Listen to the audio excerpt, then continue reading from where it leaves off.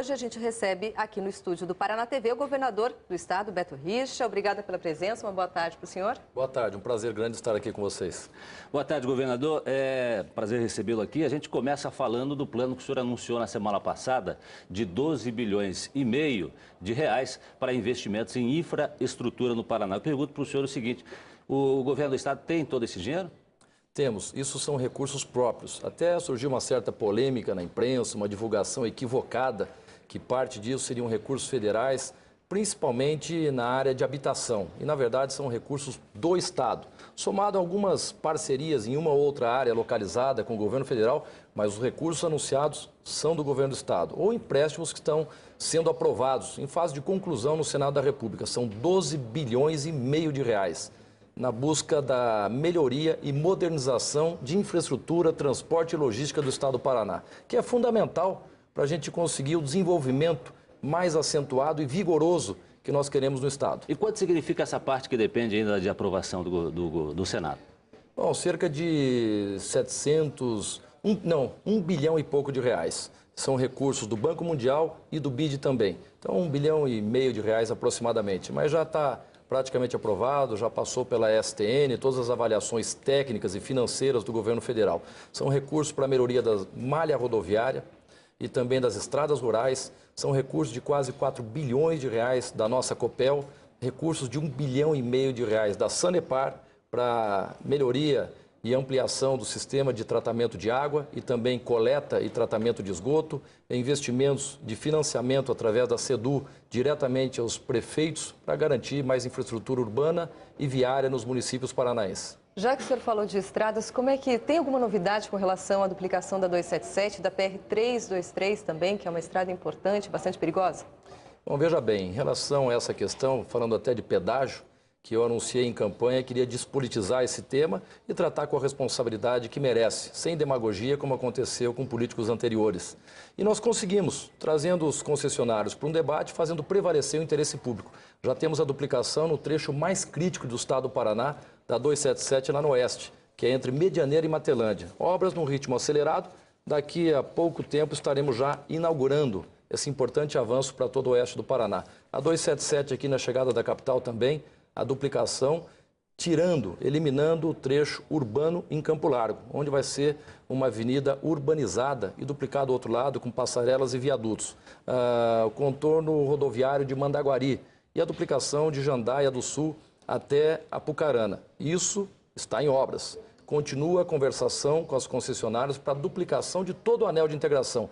E a 277 está dentro desse anel, queremos levar lá de Medianeira, Matelândia até Cascavel, e duplicar a maior parte dessas rodovias. O senhor falou de pedágio. O aumento da tarifa está previsto em contrato, mas tem como rever esse contrato? Não tem como baixar mesmo? Tem como rever, sim. Dentro dessa discussão que temos com as concessionárias de pedágio, volto a insistir, sempre defendendo o interesse público. Antes nem diálogo existia. Só demagogia, baixa ou acaba, população enganada e nada aconteceu. E pessoas perdendo as vidas nessas rodovias por falta de investimentos na segurança de cada uma delas. Estamos avançando. Além da possibilidade, eu estou muito otimista em relação a isso, muito em breve poder anunciar aos paranaenses a duplicação de todo o anel, também uma possibilidade concreta de anunciarmos a redução dessa tarifa, que eu concordo, é pesada, é incompatível com a realidade econômica do Paraná e do Brasil.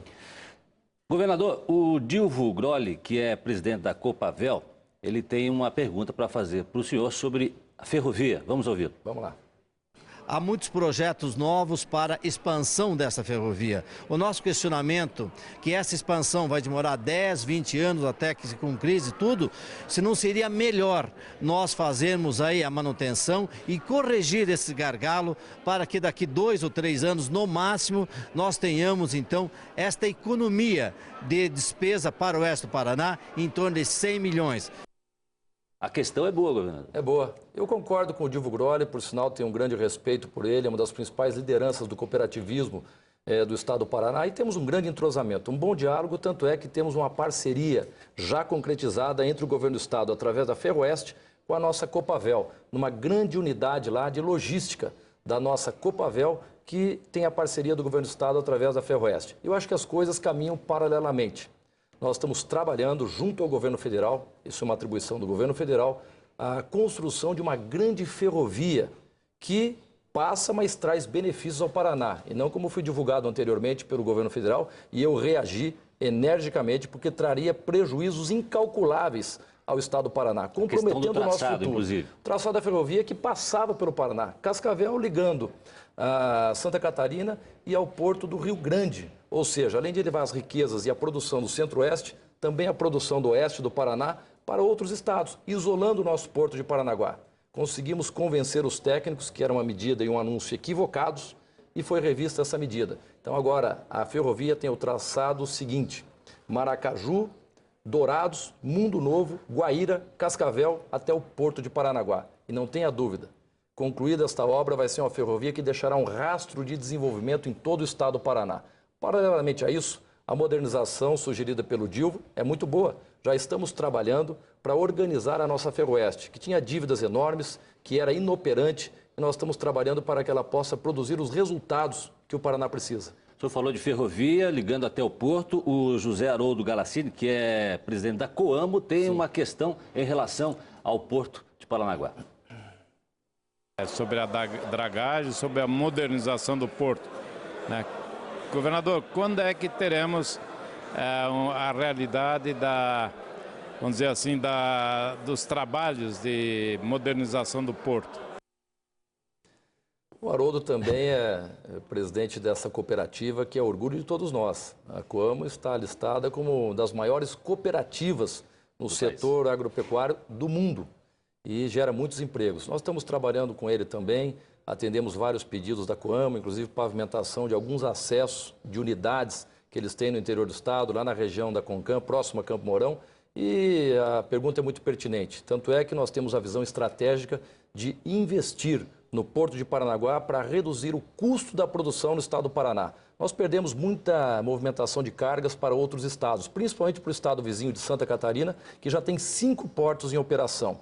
Por falta de investimentos, e o porto perdeu a sua eficiência. Desde o primeiro momento que assumimos o governo, investimos lá. E é importante destacar uma parceria com o governo federal, porque o porto, a concessão da gestão é nossa, mas é um porto federal. Envolve, inclusive, verba do governo federal. Exatamente. Nós já investimos, junto com o governo federal, na dragagem dos berços de atracação, o que possibilitou, no ano passado, batermos um recorde histórico de movimentação de cargas de 41 milhões de toneladas. E esse ano já estamos superando esse recorde. Prova de que o porto está se modernizando, está se tornando mais competitivo. E a programação de investimentos na melhoria dos equipamentos do porto, os shiploaders e as esteiras também, e a ampliação do porto. Estive lá há cerca de 2 meses anunciando um grande investimento da iniciativa privada na ampliação do terminal de containers. Então, resumindo, somando o governo federal, governo do estado e iniciativa privada, até 2015, 2016, teremos cerca de 5 bilhões de reais investidos no Porto de Paranaguá. Governador, vamos ouvir agora a pergunta do prefeito eleito de Londrina, Alexandre Quirep. Aliás, sua cidade natal, né? Londrina tem problemas na área de saneamento, especialmente na Zona Norte. Tem também um déficit de salas de aula estabelecido, conhecido, e uma expectativa de industrialização aqui na nossa cidade. Eu gostaria de saber se o programa ProInfra, que o governador anunciou no encontro dos prefeitos eleitos ainda muito recentemente, poderá contemplar a nossa cidade com investimentos nessas áreas. Essa foi específica. Foi específica. Uma boa pergunta do prefeito eleito Alexandre Quirep, que, por sinal, meu amigo de infância, né, durante a minha criação lá na cidade de Londrina. Nós já temos investido fortemente em Londrina. Primeiro que eu conheço bem a realidade, fui criado nessa cidade, tenho um vínculo muito forte, portanto me dá a condição de conhecer as demandas da cidade. Posso garantir a todos, Londrina é a cidade do Paraná que mais tem recebido investimentos por parte do governo. Não só por escolha, mas porque é uma cidade que deteriorou muito os serviços públicos nos últimos anos. A falta de infraestrutura, de investimentos em logística. Para resumir, o maior investimento da história de Londrina por parte do governo do estado está acontecendo agora. As obras que iniciam em janeiro de duplicação da PR 445, que passa dentro do perímetro urbano. São 17 quilômetros de extensão, com 15 viadutos e trincheiras previstos, para você ter a dimensão do quão importante é esta obra. Isso até investimentos. Quando, Isso até quando? Nós vamos inaugurar essa obra, está dentro do cronograma, em abril de 2014. Vamos investir na reconstrução do Teatro Ouro Verde, que é um ícone cultural de toda a região, 16 milhões de reais. O término do Jardim Botânico, investimentos de 27 milhões de reais na ampliação do aeroporto, que era uma obrigação do município e não do Estado. Investimentos na ampliação da rede de captação de água do rio Tibagi. Então, são investimentos em infraestrutura. E do Proinfra, 12 bilhões e meio anunciados, que é a pergunta específica do Alexandre Quiref, boa parte desses recursos estarão também na região norte do estado e a cidade de Londrina. Industrialização, estamos trabalhando fortemente para conduzir esse novo momento do estado, que é o maior ciclo de industrialização da história para o interior do estado. E Londrina está dentro desse nosso trabalho. Agora depende mais dos investidores, dos empreendedores, onde é que querem se instalar.